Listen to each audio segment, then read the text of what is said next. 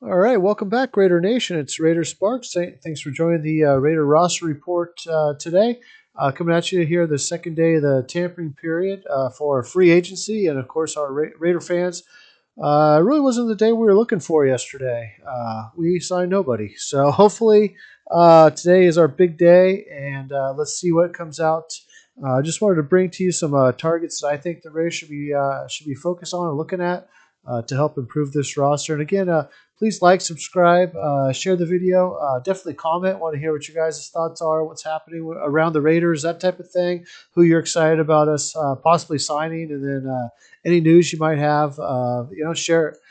Feel free to share with us so we're all sort of in the know, that type of thing. So yeah, but we'll definitely get into it. Before we do that, just a quick mention too. I know there's a lot of talk still around Derek Carr, and I have no information about it. I'm just kind of obviously speculating like everybody else. But I mean, two options, the only two options I can think of if Carr were to be moved. One, obviously, would be for Deshaun Watson. In that case, it'd probably be a three-team trade with the Colts because the Colts obviously are trying to get Carr badly. So that would probably be the move. It'd be a combination of trading around picks and maybe some other players and that type of thing. So just keep a heads up with that. The only problem with that is we're about 30 million under the cap, and no matter what, we'd go from a $20 million quarterback to a 35 is Deshaun's cap hit next year. So that could make sense why we haven't signed anybody, and obviously we only have 30 million, so that's half of the cap right there. So that would be pretty big. The other thing that I floated many videos ago would be us trading Carr to the Eagles for Jalen Hurts and 2 first-round picks. Obviously, I would love that scenario, but and if you haven't seen my video of why, go check it out. But it's probably not going to happen because if that were to happen, we probably would have already spent big in free agency because he's only about a $1 million hit against the cap, Jalen Hurts, so he'd be saving about 18 to 19 million switching quarterbacks doing it that way. So that would be great. We'd have 2 first-round picks additional to what we already have, but I don't think that's going to happen. I think it would be a great move for the Raiders, but the other thing with Watson, I think is a real possibility now, just because we didn't sign anybody and we obviously cleared up a lot of cap space for some reason, and so and I think a lot of the targets that we had in mind, like J.C. Jackson and several others, already went somewhere else. So let's see what happens. But let's get into some of my top targets here, going into it, and we'll kind of get into it a little bit here, and it's a little concerning. Oops, sorry about that. Just switch screens. A little concerning with DJ Chark. He was in Vegas, obviously, but he didn't sign. And I think I heard a report that he left Vegas. I really hope that's not the case because he's kind of my number one, most practical, I guess, free agent. I mean, we need speed on the edge. You saw what Ruggs did for us. A 6'4" guy with tons of speed would stretch the defense. It's a little worrisome with Kurt Gott, so it's very concerning there. But we'll see. We'll see how that all plays out. Hopefully it works out that Chark is going to sign with us because we definitely need a speedster on the edge. But if we're not going to get him, Marquez Valdez-Scantling would be another one. It might be a little cheaper option. I know a lot of people are interested in him and DJ Chark. Probably the same teams are all looking for both of these guys. I'm hoping it's DJ. I think he has a lot more upside than Marquez Valdez-Scantling. But again, we need a guy that stretches the field. Both can do it. If we don't get either of these guys, or we want to go for a true X, Allen Robinson's still there. He would be the ideal, but he's going to command a lot of money. If Christian Kirk got 18 to 21 million, I know there's conflicting reports or whatnot, or there's a max value of 21 or whatever it is. I have no idea what Allen Robinson's going to get. 25 million? I don't know. But another lesser expensive option, all of those, would be Russell Gage. Not my top option. We need receivers. We'd obviously take a Zay Jones back, so we need somebody. We can't rely on the draft fully to get that done. So, hopefully by the end of the day tomorrow, we have one of these four guys, either DJ Chark, Marquez Valdez-Scantling, Allen Robinson, and Russell Gage on the squad. So we got to fill out this wide receiver room. For running backs, James White I think just makes the most sense. I know Sonny Michel would be great too. I just don't know if we're going to be able to get a chance to land him, but yeah, James White would be fine. Or if not, bring back Rashard too. I'm open to that as well. We shall see on that.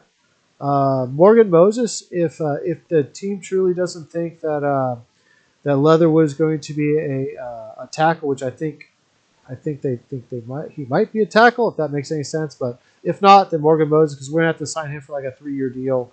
But there's just some other guys we can look at for 1-year deals. So I made a bunch of videos about this on our whole interior offensive line. None of our interior offensive line meet the Patriots' way of that the 6'3" and under, the 295 to 310 type guy. Um, so none of our guys meet that. Leatherwood is the only one closest athletically, but he's 6'5". Honestly, if Leatherwood could gain 10 to 15 pounds, he'd fit right in with some of the other, not Marcus Cannon, he's much larger, but some of the other tackles that they've had, like Nate Solder, he'd fit kind of in that same mold, about 323. But both of these guys are free agents. So if we were thinking that Leatherwood could develop, maybe keep him a guard another year, have him eventually transition. These are the two guys who they'll probably sign 1-year deals, and so either one of these guys I think would be acceptable. I know Cannon's coming off of a little injury from last year, but he's was awesome with the Patriots, and he's still probably a good player. The only problem with him is, or both of these guys are a little older in age, so you're looking at 33-year-olds bringing them in. Nate's about that too. The good thing with the wide receivers, they're all fairly young that I mentioned. Another older guy is Dennis Kelly. Maybe he was a swing tackle from Green Bay. Keep an eye on him as well. He's 32. He did a good job filling as a backup last year for Green Bay, and so maybe he has another year left in him. You never know. The only guard that I really want to consider, and I'm sure there are a bunch of other guards I'm missing, but James Daniels, he would be perfect. He also plays center too if we wanted to. Because I proposed a trade for Andrew James because he doesn't fit the mold either. 6'5", of a typical interior offensive lineman. I did that for Brandon Cooks for Houston and swapping 5th and 6th round picks. Anyways, something to keep an eye on. But if we did want to try to get more of the mold of Patriot linemen, especially on the interior, James Daniel would be great. He's only 24. I'd love to get him on the team again, center or guard, whichever. Bradley Bozeman doesn't fit the mold because he's heavier. He's like 320, but at the height he's fine. He's a fantastic center for the Ravens. I would love to get him on the team. I'm not sure if that will ever happen, but again, this is my list, so this is a guy I would want to see on the list. Another one is Calais Campbell. Again, a lot of the D tackles kind of are starting to dry up. Obviously, we have some guys of our own that we could resign, but we need some presence on the line. Let's put it that way. Akeem Hicks might be another one, but Calais Campbell I think would give us that ultimate presence. Still plays at a pretty high caliber, and obviously has some ties with Yannick to the team. So never know there. Stephon Gilmore, I think we're in the running now for him. I think the 49ers are probably out of the running, so I think it's us and the Jets, so we'll see what happens. Love to get Stephon, but if we don't land him, Darius Williams from the Rams would be another option. He's 29, so a little younger than Stephon. It's a possibility. Bryce Callahan, he's still a good player, but more than anything, just want to steal somebody from the Broncos. So let's see if we can't possibly land him. But yeah, the cornerbacks are coming off the board. I'm sure there's plenty others that I'm not even mentioning right now. But yeah, just if we can steal a Bronco, what the heck, why not? Jabril Peppers would be the safety I'd want to get. He knows the defense. But for anything else, he'd probably sign a 1-year deal so we don't take away from the development of our young guys, but I know there's a lot of other safeties. I just don't know if we're going to break the bank for like a Marcus Williams or Mays or something like that. So Jabril Peppers, and he's got a lot to prove. I think he'd want a 1-year type prove it deal and come in and do that and teach Mooring the ropes and teach him the defense, that type of thing. And also Gillespie as well, help him come along. And I didn't picture him here, but a linebacker. Zadarius Smith, I would love to get him from Green Bay. Big sack guy, he's a 29-year-old guy, but he has produced in the past lots of sacks. I think 12 2 years ago, maybe even 13 the year before. So great guy to get on. Would be great for us. One guy I like is Kazir White, up and coming guy for the Chargers. Again, another linebacker, outside linebacker, which we need. We could definitely re-sign Morrow as well. But I would love to get Kazir White. Definitely an up and coming player. So it would be great great for him to join the team. Young guy, and again, like I said, somebody that's on the way up, so we don't get all old guys here. And then Akaruma. I'm not sure how to say his name. He's 26 from the Charger or from the Rams. So he would be a great guy to get as well. I'm sorry, Kazir's from the Chargers. I think I misspoke. And then Agbonia, he's an up and coming player as well.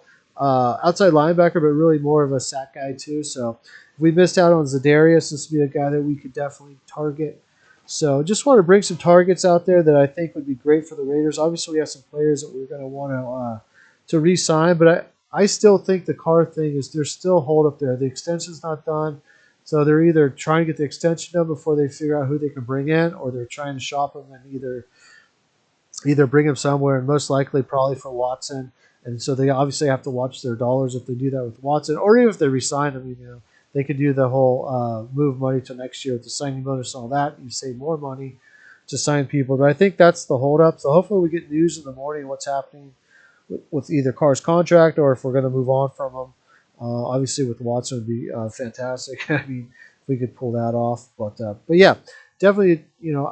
I really, if I had the perfect scenario, obviously we get Watson, DJ Chark, James White. I would bring in probably Marcus Cannon on a 1-year deal to play that tackle role if it were me, because I think Leatherwood still has potential. James Daniel would be a definite for me. Bradley Bozeman would be probably not a definite for the Raiders, but I would love to have him on the team. But I think the Raiders have got to be in love with James Daniels, I would think.